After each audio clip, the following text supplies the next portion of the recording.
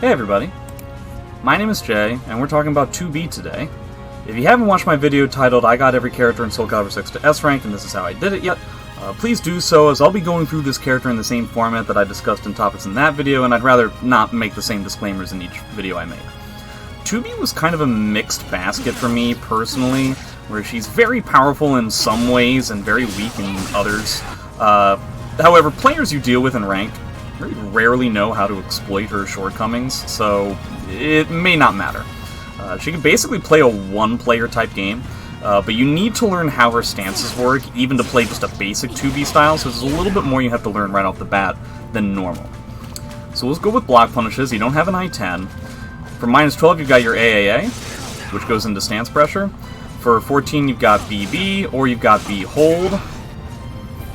For 16, you've got 6K/6KK. -18, you've got 6BB, which also goes into stance pressure yet again. 2B's block punishment is pretty good.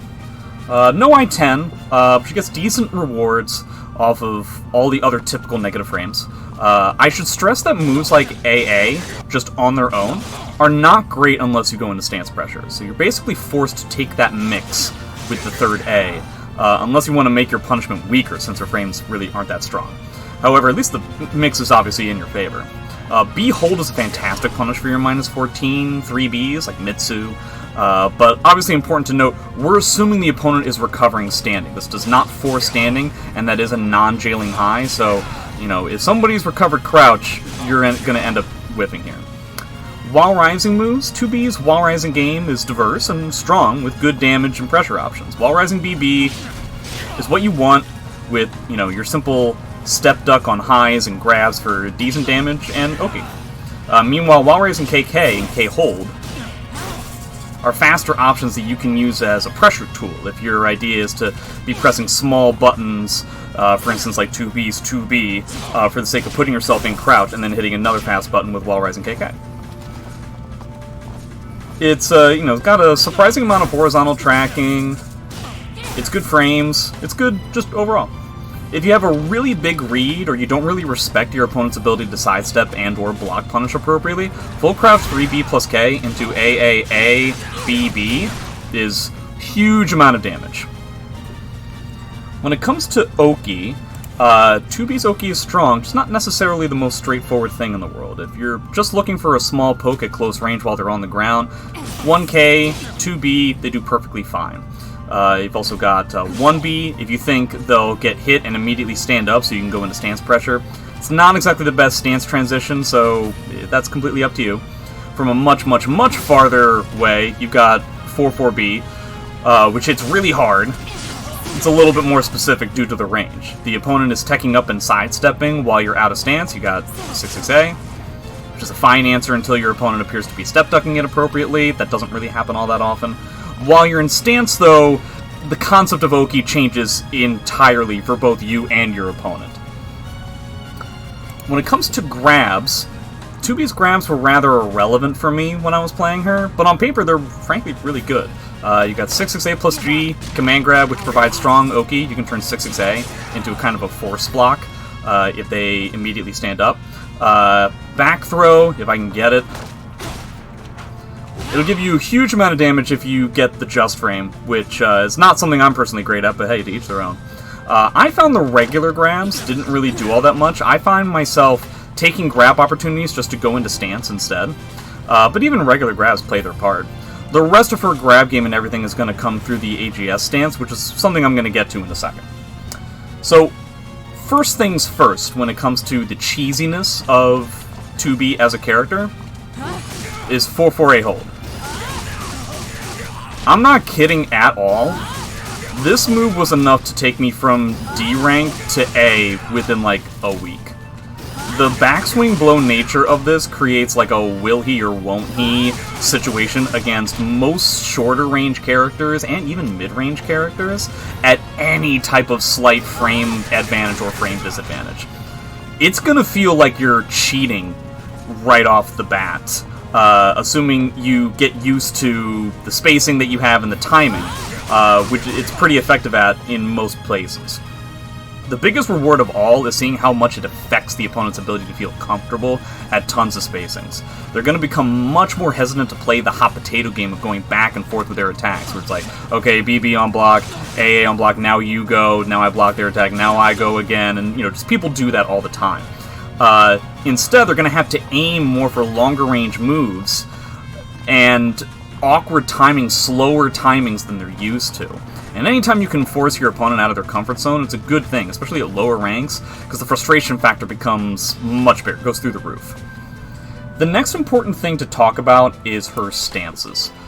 Frankly speaking, when you're starting out, there's only one that's important, and that's the aggression shift, 2-3-6.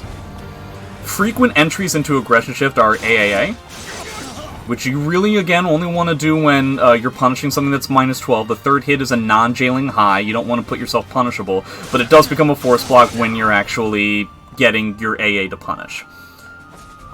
6BB on block, though obviously on hit would be better.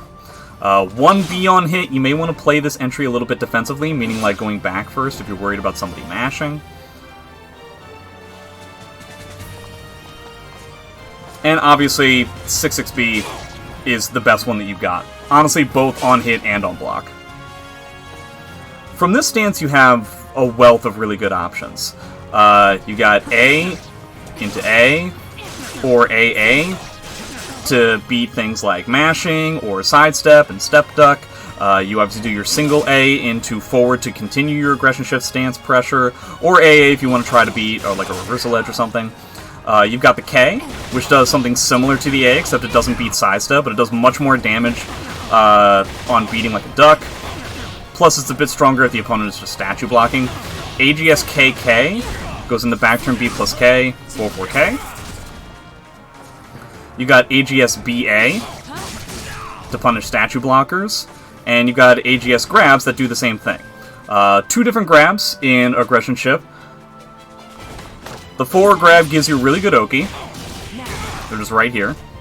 The back grab will combo into CE. I can just even mash it, and it's gonna work.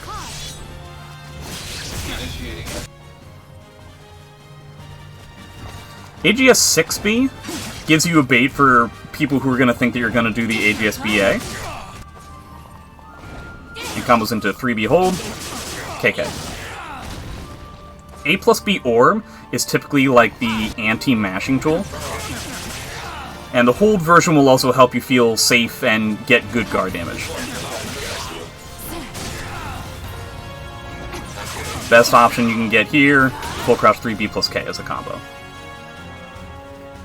Now, there's a whole lot more to learn about her different entries into stance, her aerial stance, all kinds of stuff, but everything that I've just explained is really all you need to first start out. The main thing that's going to be frustrating is how weak all of this pressure is to reversal edge. You're going to find yourself getting RE'd more than any other character you may have tried, so it's important to find ways around it. One important way is with your strings like 6BBB, or 6B hold, which turns into a break attack. AGS AA, like single A versus AGS AA, you know, trying to beat people out with just doing half strings / full strings. But really the best way, especially when you're in the AGS stance, is by holding G to cancel the stance pressure. From there, if you called it right and you see the reversal edge happening, you sidestep 2-2B plus K, 4BB. This hurts a lot, and it's really important to have this safety net combo down to punish people hard if they try to RE on you all the time. If you don't have a heavy punish for it, they're not going to have any incentive to stop. Other than that, the character can be played pretty straightforwardly. You do mid-range spacing stuff with things like the 2-2A series, you got 2-2 AAA, 2-2 AAB, you got 6-6A, has a run-up low, 2-2K, 3A versus 3AA, and the like. If you don't want to engage in like the pressure at mid-range, 4-4A hold. Everything else, you just do a stance mix and you get an idea of how your opponent is reacting.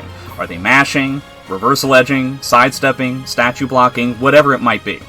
It's not going to take long for you at all before you find that your stance mix can just run people over. It becomes a one-player game. They don't even get to play. Potentially even people who are typically better than you. As you rise through the ranks, though, you will find people who are more patient than normal and know how to deal with 2B's bad frames. That's when you're going to have to start reinventing your playstyle, but at least you will have had this initial foundation for how you're supposed to play the character. But yeah, let me know if it works. And do all the regular YouTube things, like and subscribe. Continue to watch the other videos. I'd be excited to hear how 2B works for you, alright? Thanks very much.